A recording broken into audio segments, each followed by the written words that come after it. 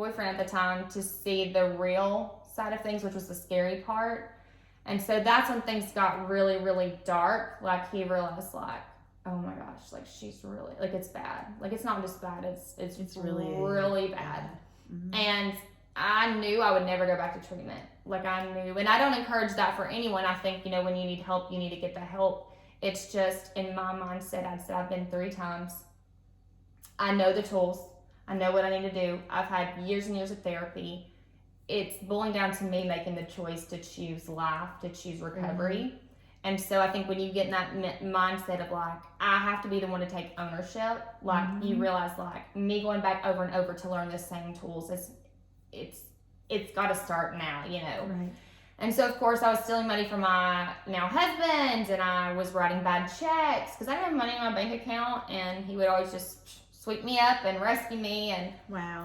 But, of course, you know, things weren't perfect. It got really dark and ugly, and there was a lot of arguing, and he just wanted me better, and I did everything in my power to get him just to break up with me or to leave me. I'm like, just kick me out. Like, what's wrong with you? You know, like, just do it. Like, I was literally like, stop being stupid. Just do it. You know, why do you want to live this life? And he would always say, you know, Emily, you're not just a trash can. I'm not going to just throw you out. And he said, I know the real you. I've known the real you since you were 15 years old. Like, I saw that you before this, which is why I do think, like, we worked, because that wasn't the only side of me he saw, you know. Mm-hmm. But for me, it was so shameful because he would just be like, you know, she's my dream girl for so long. And I'm like, is this the dream you wanted? I'm like, is this? I'm like, I'm clearly not your dream girl, right, you know. Yeah. And so that was really hard for me to take in, but he wouldn't leave. And so things got, you know, like I said, it was really bad, but I was then getting to like my student teaching year. Mm-hmm. And so I made a decision with my life when I was student teaching or doing school, like it got shut off for that time. Like I was never going to mix the two because I was a perfectionist. I had to do the best in my job. You could shut the eating disorder off, and then you could switch it on. Oh yeah. Like, and of course, like, I wouldn't eat much, or I just said I'll never throw up at school. I would be humiliated. I would be mortified, like absolutely mortified if that got in the way of anything. Right. So mentally, of course, you still got an eating disorder, but like when I was working and I was present with work, which is crazy that you can kind of do that, but I did it. I was tired, but I did it. And, so that really humbled me, and so then the school I student taught at, I got a job the following year, praise God, and that was the best decision I made, and I was at that school for 5 years, and you know, it got me through a lot, but with me and Rick, you know, home was still bad. I would just, again, shut it off at school. No one, you know, had a clue. But when you got through the door at home. I mean, I was sneaky. I would beg. I'm like, oh, you can work late. Like, you don't have to come home. I mean, the moment I left school, I'd go straight to the store. And I would buy a lot, and I'd binge and purge until he got home. And then he'd get in the shower. I'd binge and purge while he was in the shower. He'd get out, and I would just have to deal with it and be done with it. But then I woke up at like 4:30 in the mornings, and I would start again. And so people just really don't understand how crazy addicting it can be. I just think I had so many things emotionally, and in my mindset it was like, if I'm not going to be good at anything, I'm going to be good at my eating disorder. And so I started manipulating my body to do things that I should never be able to do. And so it became very easy for me to be secretive or hiding or to do things quick. And so I think that's what really made things worse was it was really easy for me. Like, you figured it out. I figured it out. I figured out how to. Just like any other addiction, you figured it out. You figured out how to function in life and be like a functioning alcoholic or functioning drug addict. Yeah. Yes. The thing that I didn't have figured out is how to have money, because I was spending it all. And so I knew that was going to be very hard on us. And I think we moved in together in August. And by the next year, that July, I think it was the following July, we were engaged. And so we were still trucking, we were still moving. I mean, we had issues, but like, I loved him and I knew he loved me. It just wasn't the most functional, you know, but I had a lot of I didn't know how to love someone truly because I didn't know how to love myself. And oh, that's huge, isn't it? Yeah, I mean, it is. And so there was a point in time where, like, I was starting to be sneaky and secretive in other areas of life and just dishonest to my fiance at the time. And then after our engagement, things really got worse. Like, I didn't think we were going to make it. Like, I feel like for a long time, like, the reason why I stayed in it too was because I was going to be so embarrassed if, you know, I didn't. But I'm like, where am I going to go? What am I going to do? Like, my mind was in all these ways. I didn't want to not be with my fiance. I loved him. It's just, I felt like I was ruining his life. And, you know, I could tell that he was starting to get burnt out more. And then lo and behold, August, September, October, November, December, January, February, March. I guess it was March. So I guess about 8 months later, by the grace of God and the best thing that ever happened to us, I found I was pregnant. And then that's what changed everything changed. And it's funny how God does that. It's crazy. You know, and it's, people could be controversial and they could listen and they can have their own opinions, but he did the same thing with me with Lauren. Yeah. I was in a situation where I didn't want to live anymore, and I was married to her dad, and I was just I just thought the world would be a better place without me.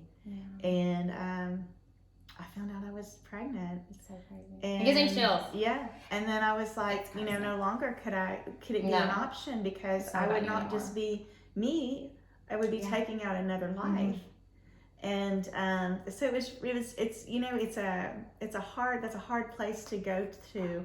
And, you know, I have to say, you know, it's so funny, you know, you listen and everybody always thinks that they're the only one.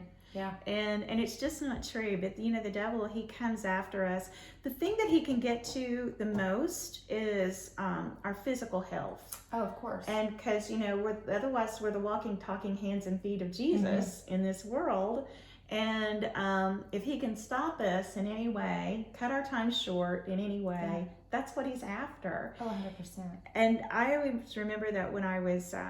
some terrible things happened in my life that, you know, I kept a secret. I've never ever really discussed with my parents. I have shared it in testimonies and in speaking and different things, but I won't go into all that. But anyway, I always felt rejected, like I was never accepted. Yeah. And God is so good, Emily, because, and I think he probably said the same thing to you, is that I wasn't rejected. I was set apart. 100%. And what's so crazy is, obviously, like, living with my fiance, living with my boyfriend, you know, that is sinful. You know, I don't encourage anyone to do that. And you know, having sex before marriage is a sin. But God took my sin and said, you know what, I'm going to use you with that, and I'm going to bless you. What you choose to do with this blessing is on you. You have a choice. That's right. You can choose your addiction. You can continue to do your addiction. But, and here's my thing, like, I always feel like God has this plan for us, this mission for us. But when we go to sin, it sidetracks us. It makes us, where we're supposed to be on the, you know, the narrow path, it takes us, you know, a different route. A different route. And it's detour. A bumpy route. It is. And it's like, we're ultimately, the goal is to get back on the path with Jesus. And so it's like, okay, you're going to hit some challenges or some roadblocks or obstacles, but what you do with them, every day we have in life, we have a decision, we have a choice, we make choices. And the choice that we make is either going to be a good one or a bad one, a healthy one or a non-healthy one. Right. And, you know, it's ultimately about getting back on the path if we fall off. And so God gave me this opportunity with this baby, which was terrifying. I will never encourage any addict to just, let's go have a baby, it fixes our problems. No, that's not reality. That's not, you know, it's not fair for a child to come into these situations. And that's why 5 days before I was pregnant, I told my fiance, I said, you know, I don't want to have kids for 5 years. They don't deserve an addict's mom. They're not asking to come into this world. Like, I'm not doing this to a kid. My heart had always been an adoption. And so I really didn't care to physically have a child, but I was just like, not for a long time. And then it was like 5 days later, here we find out we're pregnant, and we're both like, what? Like this. And so I instantly went to mama bear mode, and I wanted to, you know, change my life. I think I had like 10 pregnancy tests, and went to the doctor the next day because I'd called my sister-in-law freaking out because the way I found I was pregnant, I didn't think I was pregnant. I was told I couldn't have kids. And so when I told her, I called her, I was like, hey, Santa, I'm pregnant, because she told me to do that because she's like, any nurse or any, OBGYN is going to say, have you taken a pregnancy test? Because she's like, if you're not pregnant, that's counted out. But then when I was pregnant, it was like, okay, well, maybe you've had a miscarriage. That's what I thought. She's like, well, maybe, So they got me in the next day. Lo and behold, they did an ultrasound. There was a gestational sac. They're like, we can't prove that you're pregnant. And I had some issues over the next couple of days, so I had to wait. Ended up in the emergency room. But that's when I learned I was, growing. There was something growing. We're further 2 days more. My blood, your HCG levels go up. And so we realized, like, okay, so I didn't have a miscarriage. So, because I was in tears thinking, like, which was so crazy, because, like, I didn't want kids 5 days ago. Here, I didn't know if I was having a miscarriage or not, but I was like, God, I would have just prayed that you wouldn't have told me. And I would blame myself. Like, if something happened, I would have blamed my eating disorder. It would have taken me down this dark road, I can imagine. But praise God, we were progressing, and I wanted to get it together. And for the first time since I was 15 years old, I went 2 weeks without binging and purging at all. 2 weeks. Wow. Which is insane. Insane. It was the proudest 2 weeks of my life. My husband was terrified every day, but he was so proud. Yeah. But I knew eventually it would catch back up to me. I knew it hadn't gone away. I knew, like, stay present in this moment, but I was still going to have to go through recovery. And I remember one day, I think I came home from work, and I had went on the stairs of our front porch, and I just remember sitting there and just started sobbing. And in treatment, I went to treatment with moms or women who were pregnant and lost their kids or had their kids taken away for whatever reasons. And so I know even as a mom, it doesn't just go away. And so I remember saying, God, I want to do this perfect, but I can't, and I know that. But I also don't want to go to the realm of, like, I keep doing it and then I lose my child, or he's got some health effects or whatever. And so I was like, I just need you to guide me and do this thing right. And I need you to have, mercy towards me, and I just want you to forgive me. And I said, I need you to give me the deepest, darkest conviction you've ever given me in your entire life anytime I go to it. And that is exactly what he did.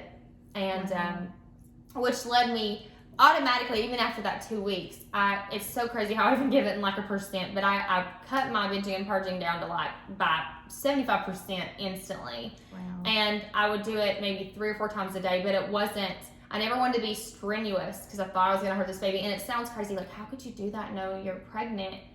But what I didn't want to do is go 9 months cold turkey, never dealing with it or going through it, and then the next day after I have this baby, I'm right back to it full throttle. Right? That's what terrified me. And so I said, God, I don't want to do this every day, and I don't want to feel this conviction, and I want this baby okay. And so, maybe it went from 3 and 4 times a day, then to I didn't do it for 2 or 3 days, and then it may have gone to once or twice a day, and then I didn't do it for a week or 2 weeks, and I may take 10 steps forward and take 2 back, and it just went from longer and longer and longer pieces of not doing it. And then by the time I was 6 or 7 months, I'd seen this ultrasound where my kid, I don't know, maybe it was sooner, I don't know, but he looked like a little baby, like legit a baby. And I just remember being like, how blessed am I? I can't do this to him. And every doctor's appointment was healthy, everything was good, they were monitoring me. But I wanted to make sure, like, he got healthy foods, and so I stopped, like, eating, like, even when I found I was pregnant, I wouldn't binge and purge junk. It might be, like, a crazy sound. It might be chicken or broccoli or whatever. But, again, I was addicted to the throwing up part. Right. Which sounds insane. People are like, ooh, I hate to get sick. But that was what gave you the relief. Yes. I'm like, this is not like a stomach bug, okay? This is entirely different. I hate a stomach bug. There's nothing worse. But it got to a point where I was no longer doing it, and I never wanted to look back. And so for 3 solid years after that, I didn't go to my eating disorder at all. Not one time. I mean, not one time, which is insane. For 3 years. For 3 solid years. And it was, I guess, last year where I had a couple of hiccups.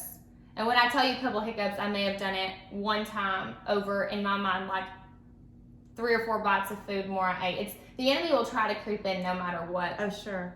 And, I was very secretive about that for a while, but I was like, to my husband, and I was like, you know what, like, if you keep it a secret, the enemy will fester in you and say you want to keep doing it. You can't. You have to breathe life to it. You have to say, I'll never forget, when I spoke at Celebrate Recovery, after I'd been in recovery for, I think, 2 years, I remember saying to him, like, I'm never going back to this. I'm not doing this. Like, and this pastor looked at me that led Celebrate Recovery, and he's like, I don't want you to ever say those words again. Never. Yeah. Because you have to understand, even if something happens or you have a mess up, you have to be able to forgive yourself. Mm-hmm. You can't feel like you're the worst human in the world because you went to that one time. And with my addiction, it's easier and it's harder than going and getting drugs off the side of the road. Or I'm just using that as an example. I have to have my stuff every day. I have to make the choice every day to choose recovery. And although I've had a handful of hiccups, it may have happened a few times in 3 months and then I haven't done it since, that's how I look at it, is I only want to go forward. I have no want or need or desire to go back to that because I just want to be the best mom for my son. Mm-hmm. And so even like when I had those couple of mess ups, the shame and the guilt, crept in. I knew my husband would be disappointed, but I knew more than anything worried because he's never stopped worrying, Mm-hmm. And they won't. No family who has a person that struggled with addiction will ever stop worrying. Mm-mm. But, God reminds me constantly, you're never going to be perfect, Emily, but if you just choose the right choices today and then tomorrow, and it's a minute by minute. It is. It's a minute by minute because at any minute you can. Yeah. You can, and I think there's such a tendency in especially in the Christian realm or in the church or whatever to you have to be perfect. And I understand especially if you're in leadership or you're doing things in charge, or your face, people are seeing you, you have to live the best life possible. You have to choose Jesus. But I think there are so many people who feel like you have to be perfect, and it's not about perfection. It's about giving God your all. But even if you have a mess up or whatever it is, you say, you know what, Satan, I fall today. I was weak today, or I had a moment today, or whatever. Yeah. But I'm not going to keep making that decision. I'm going to choose Jesus. I'm going to choose life. And I think that's so important because I know that there are a lot of people who begin a relationship with the Lord and they do think that their life is supposed to be forever changed. And it is. However, we're still living in this world, in this flesh. 100%. And we're human. Yeah. We're human beings, and this is the world that Satan is. I mean, we just look around us. It's his kingdom. And that's the thing, when you accept Christ, the enemy's going to start attacking even harder. That's right. Even harder. That's right. I mean, there are people who are in leadership or who have been pastors or youth ministers who've literally struggled with suicide or depression. Absolutely. Or, it's the enemy never stops fighting. It's choosing life, choosing, I know this is not my forever home. And even when you're hurting, to be honest, to talk about it, to tell your loved ones, to get help, whatever is needed. But when we think that once we're saved or we've rededicated our life or whatever, that things are going to be perfect and we have to live perfectly, that's exhausting. It is. It really is. It's the want to live for God, but not to think I have to do everything this way. It's I want to be the best version of me. I want to grow every day. I want to get stronger every day. Yeah. It's funny, when you started talking about writing letters to God, I write letters to God. Yes. I have been writing letters to God for years, and I have several journals, and I think one of the most heart-wrenching things that I ever did was go back and read them. Yeah. And that is just gut-wrenching when you go back and you read. But one of the most beautiful things, and you tell me if he does this with you, you start writing to him. And I mean, it's such an intimate, it's like you said with your husband, you all wrote letters, and it was such a true and personal thing of writing those letters. And it's that I'll write with something on my heart. And as I'm going down the page and I'm writing, it's like I start writing the answer. Yes, the words just pour out. Pour out the words of the Lord just pour out. and you're looking at, I come to you with this, and he gives you this, and it's all in your handwriting, and it's like, it's just mind-blowing. And the other thing that just is, we're getting ready, well, this may go up after Christmas, but we're doing this in December before Christmas. So, but the thing is that, we're celebrating the birth of Jesus. And, God used a child to save us. And personally, I say that all the time. He used a child to save us. And and I think that's just the beauty of God, is that putting that other thing there that is going to make the difference. And you didn't think that they said you couldn't have children. And I found out years later I only ever had Lauren, and we adopted our other two, which we're adopting. Yes. And so and I've been told by doctors that it's a wonder I ever conceived. And I mean, she's a year younger than you. But God knew. But God knew. God knew. God knew. And, and he knows, even before, it was something I was praying earlier today for some people that I know are going through a really hard time. And I was just praying, and it was just like, and it just came to me. I was just like this visual, and he's very visual, of he knitted us together in our mother's womb, and he knitted us together perfectly. And it's like, so all the things that the lies of the enemy comes at us and starts telling us at a very young age. At a very young age, because that's when our minds are, and it's nothing that our parents did. It's nothing, they want the very best, but it's like, you get these ideas in your head, and he fuels it. And it's like, and then, they're in there, and then you start comparing everything to those ideas and those thoughts and those negative things. And so it's like, it's almost like we do, I've said this before, we become our own worst enemy because of the battle in our mind, it's like. It's absolutely, and that's the thing, is the enemy never stops working. No. He never shuts off. Like, it's just choosing not to give in, or, the enemy knows, like, if you're not giving in, you may not hear him as much, because, he's trying to figure out what to do with you.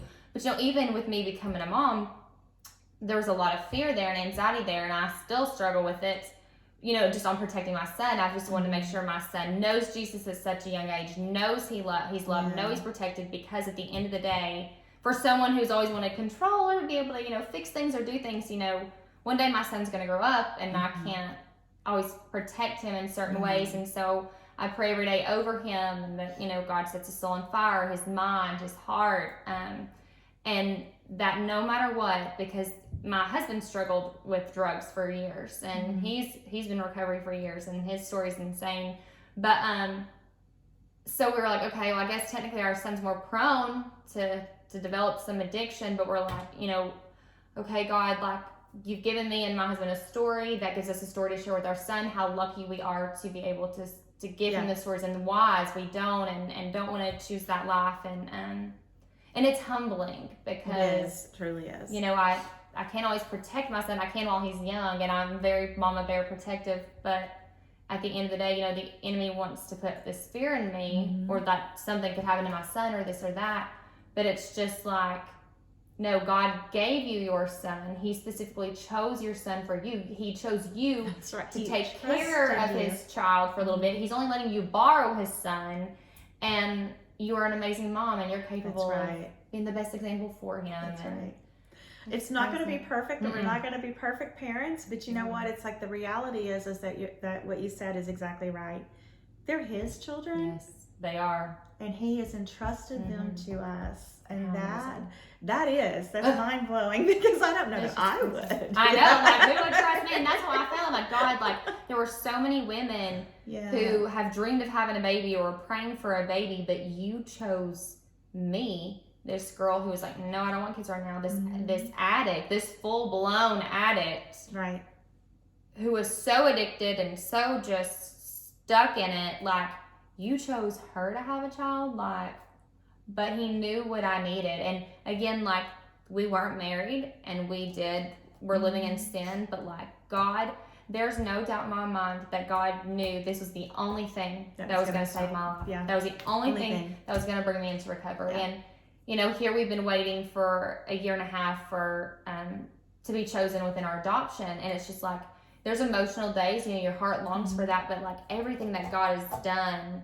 or even through this adoption, he's just constantly reminding me like of his love and who he is. And again, like being in recovery, life is so much better. It's so worth living. It's so worth having, and everyone is worth to have a life like that. But it doesn't mean perfection. Right. But God gives us what we need. It's if we go to him in all things, the adoption thing,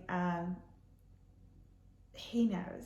He does. He already knows when that baby's going to be here and where it's coming from. And he knows the exact one. Yes. He's chosen that child for you. Which is so crazy. I know. And it's like, but if he's put adoption in your heart, then you know that it's from him. Oh, 100%. Yeah. And so you just have to trust that. And it's like in those days that it starts to get rough and emotional and waiting and all that, just okay, I know you're preparing me more for this child. What's so crazy is there was this birth mom who lived in Iowa, and she saw our profile online and like called her the adoption agency and said, we want to choose this family to be my child's parents. And so I got the call about these things, like the mom was very early on, so there's a lot of fear there. But in my heart, I just started getting this feeling of it wasn't right. Like it wasn't right. That's not the child. But I remember it was the most emotional 3 days of my life. I was like, God, like I don't feel like it's right. But I can't tell this woman no. I'll never tell her no. I said, God, if it's not meant to be, I need you to do something. I need you to fix it. I need you to fix it for me. And because I was never like, why would you do this to me? It was just like, God, like this is not what I thought would happen. This is not how I thought it would go. Because when you are on the other side of an adoption, they don't present you with the case until at least the mom is 6 months pregnant. They don't even see profile books till then. This girl was like 8 or 9 weeks pregnant. And I was so angry over that. Like, why would they send me this so soon? But because she specifically wanted us. And I just was so scared, so nervous. But I was like, God, I will not say no. I will not say no, but I don't feel like it's right. I need you to make something happen. And so they'd ask us, do you want to schedule a meet with her? And so we thought that would be the best idea. We could ask her questions, express anything, Right. And so she wanted to set up a meeting too. When it got to the time to start scheduling it, they were reaching out to her. She wasn't responding. They reached out. She just, boom, went away. Wow. Stopped, and I just knew, I said, you are so faithful, God. Yeah. Because I knew we couldn't say no. I just didn't have my heart to say no. I was like, how do I say no to this mom? What if she goes and has an abortion, or the parents that I thought were my kid, what would that do with her walk with the Lord? Like, I was just so I was thinking about everything, but like myself in that moment, I guess you could say. Because what would happen to her? What would she think? I was just thinking about this mother. Sure. But regardless, God